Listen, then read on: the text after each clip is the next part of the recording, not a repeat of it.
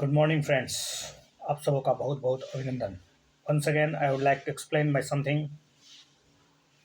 इस वीडियो में हम लोग सीखेंगे प्रश्नों को बेहतरीन तरीका से हल करने का, और ये सारे के सारे प्रश्न करंट अफेयर से जुड़े हुए होंगे जो आपके बेसिक और आपके करंट से कॉन्सेप्ट को क्लियर करेंगे। Let's enjoy the video, but before this, don't let the fear of losing be greater than the excitement of winning. Okay, don't let the fear of losing be greater than the excitement of winning। गहरा meaning है, समझिए इसको। पहला प्रश्न economic section से। Consider the following statement regarding trademark. Trademark is symbol, design, word or phrase that is identified with a business. When a trademark is registered, its owner can claim exclusive right on its use. A trademark is valid indefinitely without any renewal। Absolutely incorrect। तो B एक और दो सही है। Trademark एक symbol है, design है, word है, फ्रेज है जो एक आइडेंटिफाई करता है बिजनेस से जुड़ा हुआ। व्हेन ट्रेडमार्क इज रजिस्टर्ड, एक बार पंजीयन कराइए तो आप अपने एक्सक्लूसिव राइट का क्लेम कर सकते हैं। विशेषाधिकार क्लेम, मेरा ही इस पर अधिकार होगा एक निश्चित समय तक के लिए। ट्रेडमार्क जो है 10 साल के लिए वैलिड होता है, और आप चाहते हैं कि इसका लगातार बना रहे तो आप इसको फिर से रिन्यूअल करा लीजिए हर 10 साल में। Consider the following statement. India, the trademark registered with this controller general of patent design and trademark is protected by law. Bharat में जो ट्रेडमार्क रजिस्टर्ड है वो CGP यानी controller general of patent design trademark क्या कानून की तरफ प्रोटेक्टेड है। Using A registered trademark without authorization of the entity that owns the trademark is a violation या infringement of the trademark। Using a substantially similar mark for similar goods or service does not amount to the infringement of the trademark। जी हाँ, तीसरा गलत है, एक और दो सही है। ट्रेडमार्क एक्ट है 1999 का।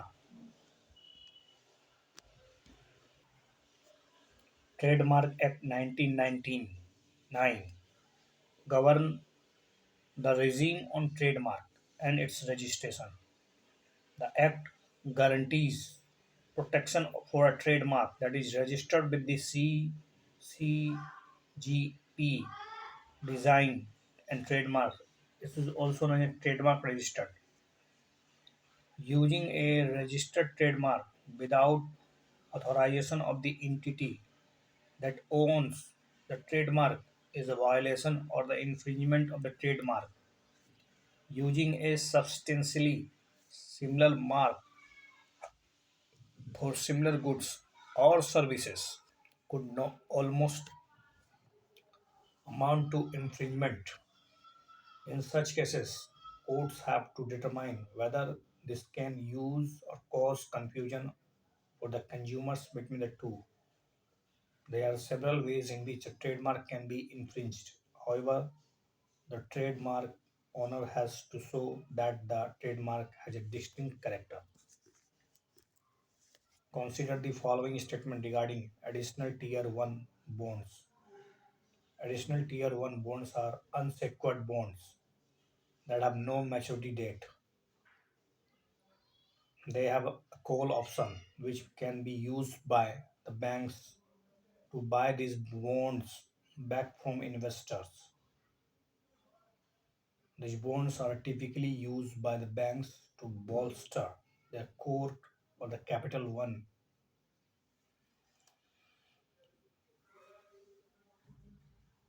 चलिए, सब सही है।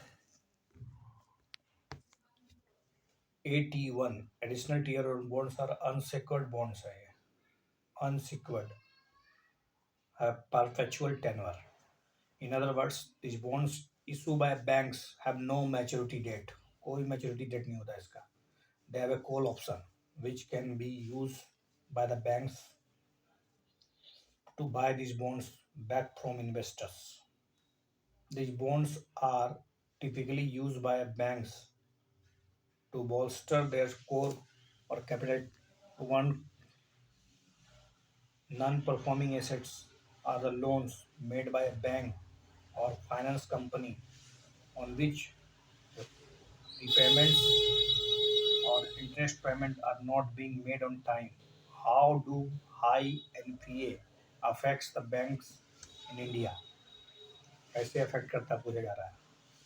देखिए, banks tend to lower interest rate on deposits, just opposite adds to risk weighted asset, result in lesser interest income. Bank पे प्रभाव तो पड़ेगा ही सब कुछ. In the light of the NPA, अगर हाई एनपीए है तो banks tend to lower the interest rates on deposit on one hand and likely to levy higher interest rate on advances. Advance लेने जाइएगा तो इंटरेस्ट रेट बढ़ जाएगा. जाइए उधार लेने, बैंक जो एनपी जिसका ज़्यादा है वो देवे नहीं करेगा बेटा, डर के मारे आपको, और देगा भी तो बहुत हाई इंटरेस्ट रेट में देगा. और दूसरा बात है कि बैंक को अपना इंटरेस्ट रेट कम रखना पड़ेगा डिपॉजिट वाले लोगों के लिए. जो डिपॉजिट करने जाएगा बोले देखिए कम देंगे हम, आप अपना डिपॉजिट कराइए. अगर मेरा चूँकि एनपीए ज़्यादा है तो हम चाहते हैं कि आप हमारे बैंक में ज़्यादा से ज़्यादा डिपॉजिट ना कराएं, क्योंकि अगर आप डिपॉजिट कराएं तो उसमें इंटरेस्ट रेट देने वाला नहीं है ज़्यादा. As per the normal Basel norms, banks are required to maintain adequate capital on the risk weighted asset on an ongoing basis. एक रिस्क वेटेड एसेट आपके पास तो होना चाहिए ना कम से कम. Every increase in the NPA level adds to risk weighted asset which warrant the banks to shore up their capital base further. Increased NPA put pressure on the recycling of the funds and reduces the ability of the banks for lending more, and thus result in lesser interest income. पांचवा question, FRBM Act contain an escape clause under which center can exceed the annual fiscal deficit target on which of the following grounds. कौन कौन सा ground है? Collapse of agriculture, national security, structural reforms, decline in real output growth of a quarter by at least 3 percentage points below सबके सब. How does the relaxation of FRBM work? कैसे काम करता है ये relaxation? The law does contain what is commonly, जिसे हम लोग कभी कभी escape clause कहते हैं. FRBM Act section 4 सब clause 2 कहता क्या है? Center can exceed annual physical deficit target, अपने फिजिकल डेफिसिट टारगेट को ब्रीच कर सकता है, तोड़ सकता है सेंटर. कुछ ग्राउंड्स हैं जैसे कि राष्ट्र सुरक्षा, युद्ध, national committee, collapse of agriculture, structural reforms, declining in real output growth of a quarter by at least 3 percentage points below the average of the previous 4 quarters. अगला क्वेश्चन है, consider the following statement regarding fixed capital formation. Fixed capital includes construction of valuing, devaluing, which may not add to the productive capacity of the economic, which may not add to the productive capacity of the economic. Fixed capital formation is directly related to the economic growth rate. Long-term growth will be which achieved if the resources from fixed capital are diverted towards consumption. Long-term growth will be achieved if resources from fixed capital are diverted towards consumption. ये जो दिया हुआ है कि पहला वाला, सोचिए not to productive capacity, ये कैसे हो सकता है? वही सही दिया हुआ है, एक और दो ही सही है. फिक्स कैपिटल एसेट या fix capital is a asset use in the productive process. जैसे कि फिक्स कैपिटल फॉर्मेशन जिसमें कि बिल्डिंग बनाओ, एक्सपेंडिंग करो एग्जिस्टिंग फैक्ट्रीज को, road, bridge infrastructure, construction, purchase of transport equipment, office equipment, computer खरीदो, printer बनाओ, प्रिंटर बनी खरीदो, machinery, use in the productive process, energy, infrastructure, so on. Generally, higher the capital formation of economic, faster an economic can grow. Its aggregate income. Increasing an economic capital stock also increases its capacity for the production, which means an economic can produce more and more. Produce more goods and services can lead to an increase in the national level incomes. Fixed capital formation, growth of the productive infrastructure, etc., is directly related with economic growth. अगर fixed capital formation हो रहा है तो growth का इससे direct relationship है. Only short term growth may be achieved if resources from the fixed capital are diverted to the consumption.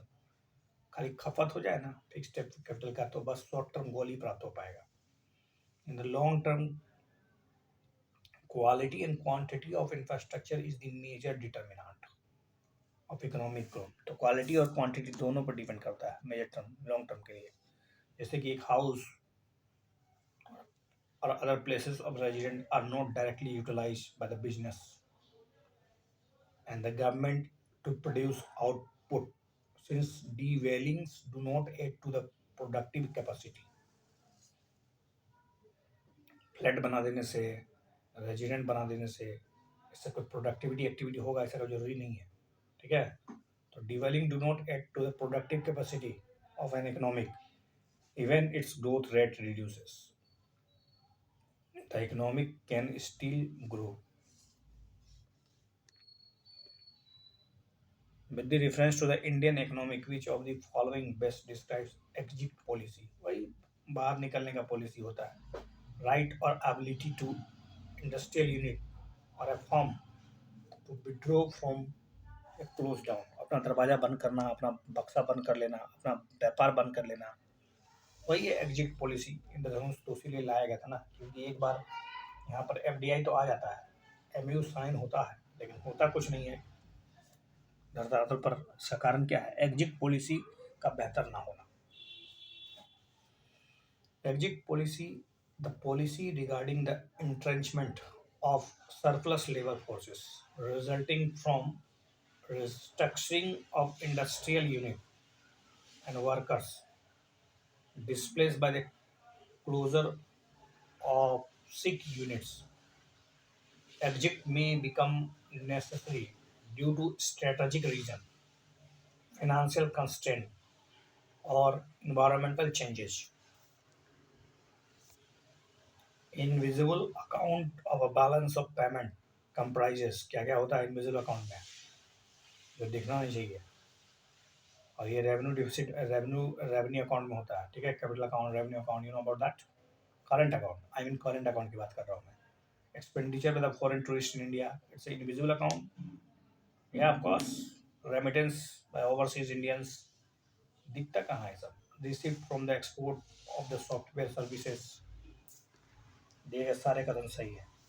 Invisible manually comprise receipt from export of software. कुछ सामान बेचेंगे, सर्विस बेचेंगे, सॉफ्टवेयर बेचेंगे, बाहर से रेमिटेंस आ जाएगा घर के अंदर.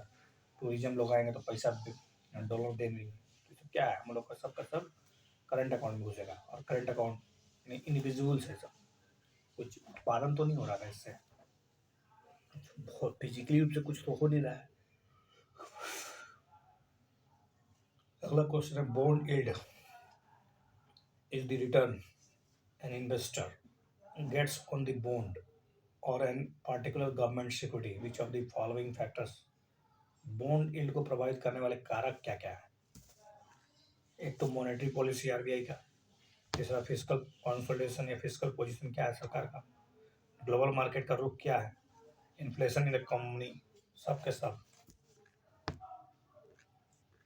Bond yield is the return an investor. Bond yield क्या है? रिटर्न है, कितना मिला हमको इन्वेस्ट करने से, वही है. गेट्स ऑन द बॉन्ड और इन पार्टिकुलर गवर्नमेंट सिक्योरिटीज. आपने किसी भी बॉन्ड को खरीदा होगा तो कोई उद्देश्य तो होगा ना कि यील्ड ज़्यादा मिलना चाहिए हमको। मेजर फैक्टर जो अफेक्ट करता है बॉन्ड यील्ड को is the monetary policy of RBI, specially the course of interest rate, physical position of the government, it's borrowing program, global market economic, and inflation. Consider the following statement. Pro-cycle fiscal policy stabilize the business cycle by being contractionary. Physical policy को pro cycle का मतलब समझते हैं? Pro cycle का मतलब है अगर economic की हालात खराब है तो सरकार जो है और ज़्यादा खर्चा करेगी, या सरकार भी वही नीति अपना लेगी, नहीं ना। तो pro cycle policy physical policy stabilise the business cycle by being contractionary, reduce spending, increase taxes in good times, and in the expansionary in the bad times. ये प्रो गुड के समय गुड होगा, बैड के समय bad करेगा तो इसको pro बोलेंगे, लेकिन यहाँ तो उल्टा दिखा रहा है।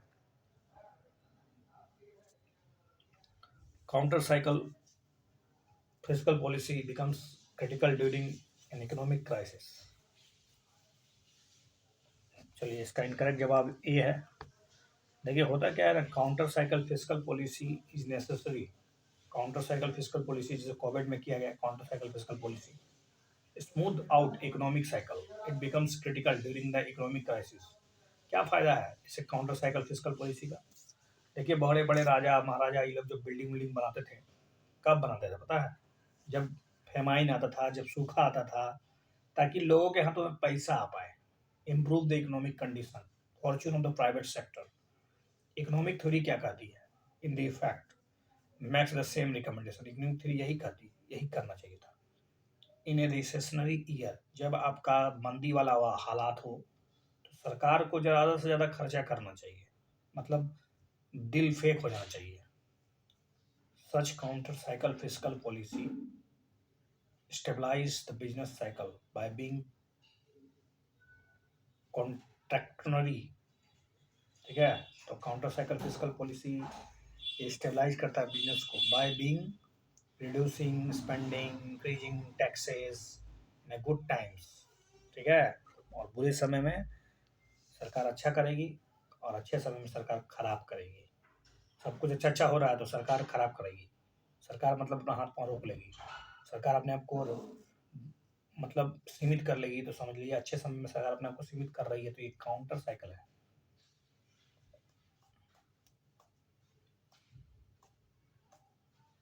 जबकि प्रो साइकिल में जो है ना मतलब जब सब कुछ अच्छा अच्छा हो रहा है तो सरकार भी अच्छा अच्छा कर रही है, मतलब बाजार में सब कुछ बेहतर स्थिति है, बाजार बूम कर रही है, सरकार और पैसा फेंक दे रही है, तो इसको प्रो बोलते हैं। Pro pro pro.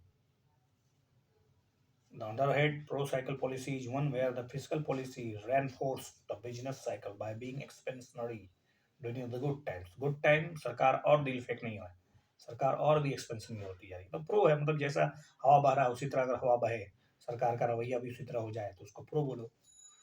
और खराब हो गुड टाइम्स और कंट्रैक्शनरी ड्यूरिंग दी रिसेशन, और जब खराब हो, जब स्थिति खराब है तो सरकार भी अपनी स्थिति अपने आप को जानबूझ के खराब कर ले, तो इसको प्रो साइकिल बोलेंगे। Foreign exchange reserve are held in the form of, foreign exchange किस किस में होता है? तो गोल्ड में, यूएस डॉलर में, नॉन डॉलर करेंसी में, ऑफ कोर्स तीनों के तीनों। Foreign exchange reserve are held in the form of dollars as well as non-dollar currency gold, whose value is in turn influenced by the movement in exchange rates and gold prices.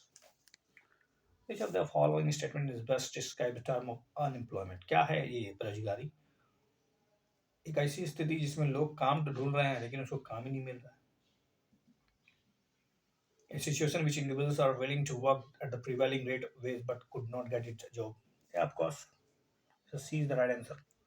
Unemployment का मतलब होता है बेरोजगार, refers to a situation where an individual is able and willing to work at the existing wage rate but does not get funds any work, कोई काम नहीं मिल रहा। International capital flow have been uncertain, volatile causing exchange rate and balance of payment crisis. Among the various sources of the external capital available to India, which source is the most preferable one? FDI और कुछ नहीं. FDI is one of the reliable type of the investment. FDI investment step up business in an economic, provide jobs, increase economic stability, economic activity boosting करता है. Consider the following statements. In India, agriculture commodities like cotton, paddy, soybean, mustard seed, etc. are traded on the National Commodity and Derivative Exchange (NASDAQ) and a Multi-Commodity Exchange (MCX). Derivatives are the short-term financial contracts that are bought and sold in the market. Derivatives short-term financial source होता है. It's short term. Profits and are made in the derivatives trade by predicting price movement of the asset that underlies in contract costs. देखिए derivatives का मतलब है जैसे mutual fund में आपने पैसा लगाया हो, शेयर में, बॉन्ड में, इक्विटी में, ये सब क्या है, सब डेरिवेटिव्स है. ये किसी और से अपना मतलब इसका कोई वास्तविक वजूद नहीं होता है, बल्कि किसी और से अपना मतलब एक तरह से मूल्य प्राप्त करते हैं. लेकिन ये short term, I think it's A D is the right answer.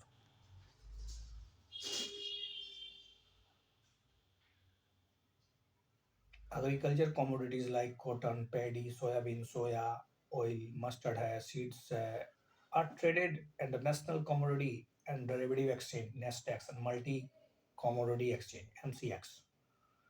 Derivatives are short-term financial contract that are bought and sold in market. ये short term financial contract होता है जो कि खरीद बिक्री किया जाता है मार्केट में. Profits are made in the derivatives trade by predicting price movement.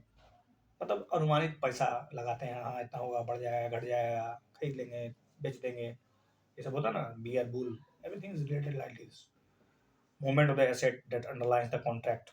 The derivatives trade can be in future or option. जैसा कि आप जानते हैं फ्यूचर कॉन्ट्रैक्ट में क्या होता है ना, supplier place to sell a certain quantity at a fix price और फ्यूचर डेट. मैं तय कर लेता हूँ कि एक निश्चित कीमत पर एक निश्चित समय पर मैं इस चीज़ को आपको दे दूंगा, अभी ये तय कर लीजिए इस पैसा को इस रेट पर लेने के लिए. Farmers also farmers can put fixed amount of their produce which fits the quality standards of the exchange to be sold at a fixed price, almost like price insurance. किसान भी अपना चीज़ों को फोटो खींच के, देखिए मेरे पास इतना सामान है, मैं इस तिथि को इतना दर पर बेचने के लिए तैयार हूँ, आप लेने के लिए तैयार हैं तो साइन कर लीजिए, फ्यूचर कॉन्ट्रैक्ट कर लीजिए मेरे साथ. Both contract can be existed by either the producer or the trader by paying a margin price up to the exchange. India है पार्शियल कैपिटल अकाउंट कन्वर्टेबिलिटी. इसका क्या मतलब है? India has a negative sovereign credit rating. अब सब चीज़ नहीं है. Private foreign denominated debts needs to be met by the either export property, export earning और इंडियाज फॉरेस्ट रिजर्व. इसमें से कुछ नहीं है इसका आंसर. हमको लगता है B is the right answer दिया हुआ है. देखिए कैपिटल अकाउंट कन्वर्टेबिलिटी का मतलब होता है freedom to conduct investment transaction without any constant. बिना किसी रोक टोक के आप आराम से, ठीक है, कन्वर्ट कीजिए, कंडक्ट कीजिए, बिजनेस इन्वेस्टमेंट कीजिए, उसको बोलते हैं कैपिटल अकाउंट कन्वर्टेबिलिटी. टिपिकली ध्यान रहे, it would mean no restriction on the amount of rupees you can convert into the foreign currency to enable you, an Indian resident, एक भारत का नागरिक, रेजिडेंट, ठीक है, रेजिडेंट निवासी बता, भारतीय निवासी, to acquire any foreign asset. Similarly, there should be no restraint on NRI bringing in any amount of dollars or dirham to acquire an asset in India. अगर भारत में कुछ सामान खरीदना चाहता है, भारत में कोई एसेट लेना चाहता है, तो आप कितनों भी डॉलर लेके आइए, दिहरम लेके आइए, कोई फर्क नहीं पड़ता है. कोई बार ही नहीं है, कोई रिस्ट्रिक्शन ही नहीं है. इसका विपरीत ये भी सही है. ये होता फुल कन्वर्टिबिलिटी. लेकिन India has a long way in liberating the capital account transaction in the last 3 decades. The currently has a partial capital account convertibility. अभी भी हमारे देश में partially ही capital account convertibility पर सोच काम हो रहा है. Since India has a partial account convertibility, this implies क्या मतलब है इसका? Private foreign denominated debt जो बाहर से foreign private denominated जो उधार होगा also need to be met either private export earning or India's forex reserve. There is no correlation between capital account convertibility और sovereign credit rating से कोई मतलब नहीं है. In economic theory and the policy making, consumer welfare का क्या मतलब है? Is deemed to be the maximized. Consumer welfare सबसे maximum कम होता है. कब होता है? कब बोली? A large number of individuals are able to purchase the goods at much lower market price that they are willing to pay. Every individual is able to purchase goods the exact market price they were willing to pay. Yeah, B is the right answer. Consumer welfare refers to the individual benefits derived from the consumption of the goods and services. The central idea of the consumer welfare is to enhance the consumer surplus, which is the difference between the people prefer to pay and what they actually pay. कितना आप पे करना चाहते हैं और कितना actually में आपने पे किया, दोनों का जो डिफरेंस होता है, that that is the greater the difference, जितना ज़्यादा डिफरेंस होगा, higher the surplus. It means that market is allocating goods most efficiently to the people that mean competitive price. Consider the following statement. During colonial time, the Indian rupee was virtually linked to the British pound rather than the gold which it earned through the export. RBI rules does not allow cross-border trade transaction in rupee. पहला भी गलत है, ऐसा कुछ नहीं है, पहला ही correct है. As for India currency hierarchy goes back to the colonial time. अगर आप औपनिवेशिक दौर में जाइएगा ना, द इंडियन रुपी जो है ना वर्चुअली रूप से लिंक कर दिया गया था ब्रिटिश पाउंड के साथ. उस समय गोल्ड होना चाहिए था, लेकिन गोल्ड नहीं होकर ब्रिटिश पाउंड के साथ उसको पैक कर दिया गया था. Then to the gold which is earn through the export. RBI allow करता है cross border trade transaction in rupee which is step towards the internalization of currency. ये भारतीय रुपया का एक तरह से अंतर्राष्ट्रीयकरण को बढ़ावा देता है. एनुअल फाइनेंशियल स्टेटमेंट्स वो हर साल आता है और is a government financial year includes. Annual financial statements समझते ही बजट को बोलते हैं.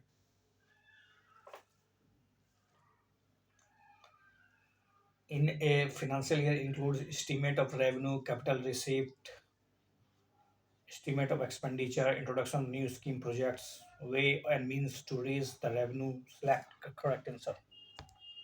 एक दो तीन चार.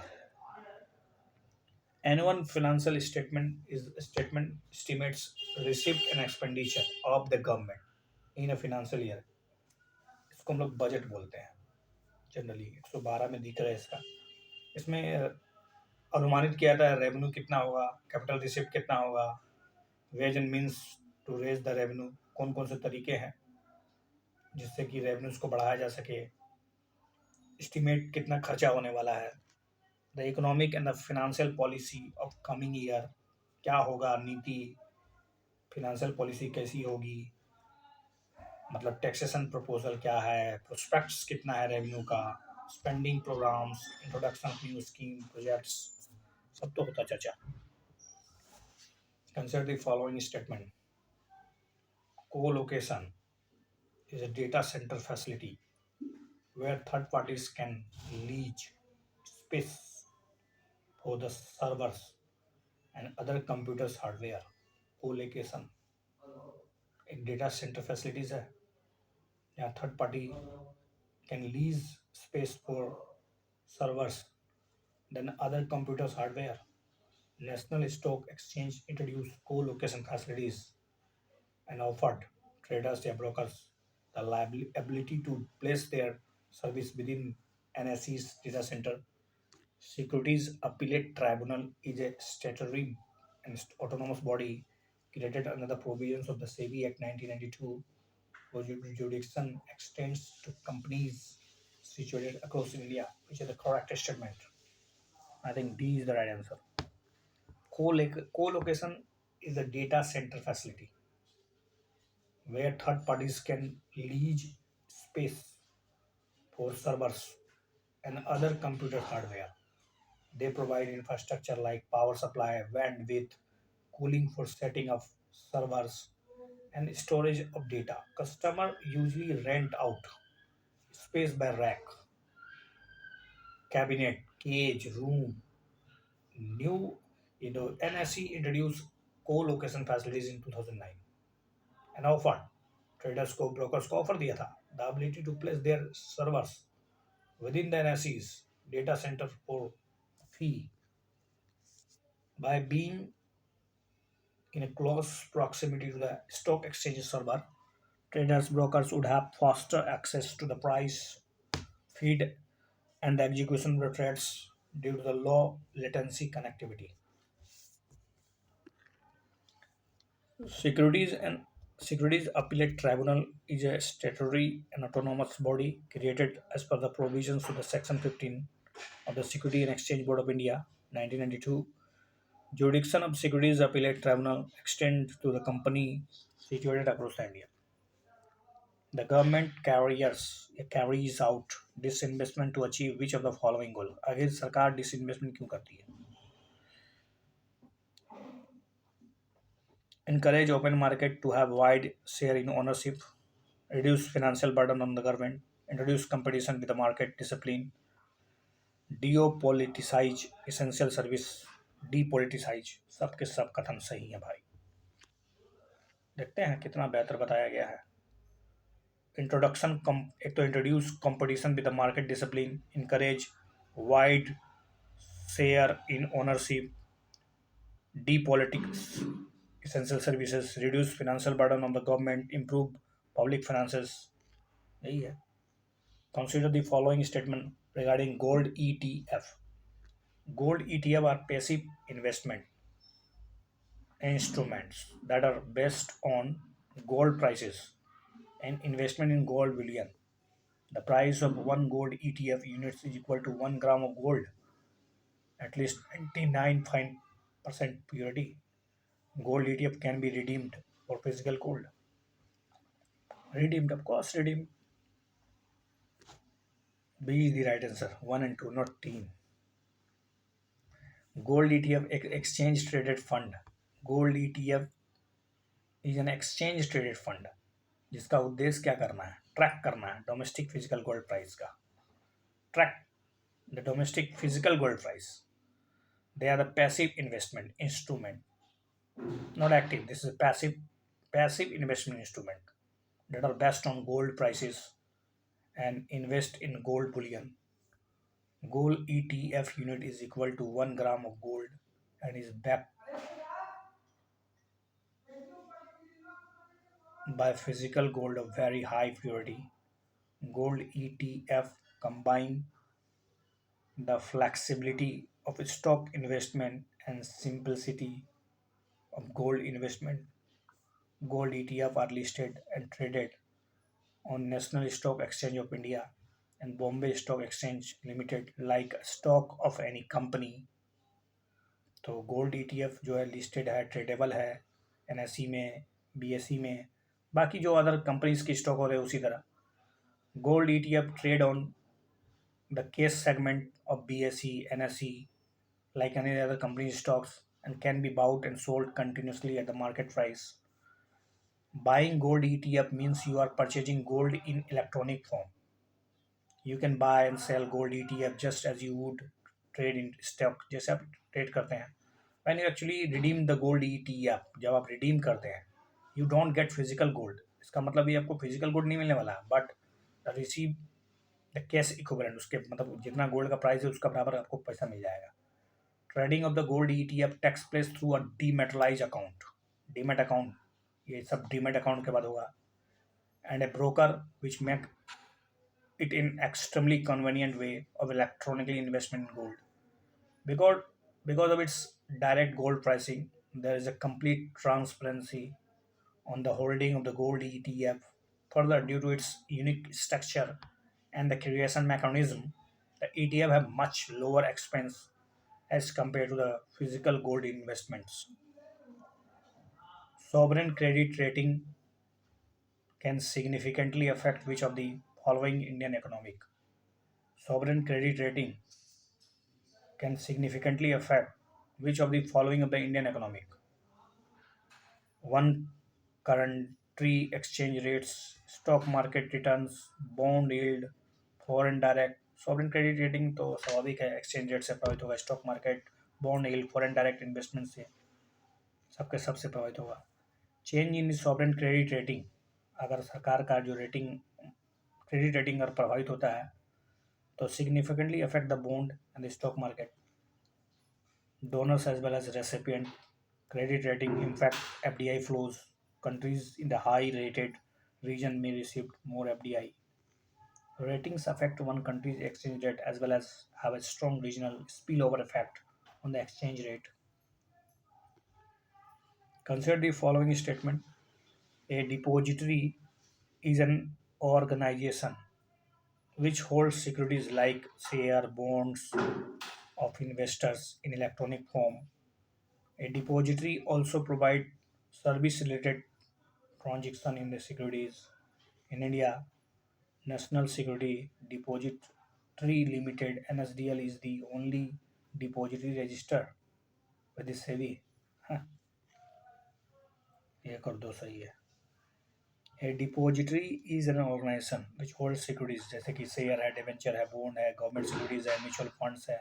उसको एक तरह से क्या करता है, होल्ड करता है सिक्योरिटी इलेक्ट्रॉनिक फॉर्म में. किसी भी इन्वेस्टर का इलेक्ट्रॉनिक फॉर्म में जो share, bond, debenture, government securities, इसको कहाँ पर डिपॉजिट किया जाएगा. ठीक है. At the request of the investor through a registered depository participant, it also provides service related to the transaction securities. At present two depository है भारत में. एक तो NSDL है, दूसरा है CDSL है, सेंट्रल डिपॉजिट सर्विस लिमिटेड भी है, और रजिस्टर्ड विद SEBI. ठीक है. सत्यमेव सत्यमेव सत्यमेव जयते. Thank you.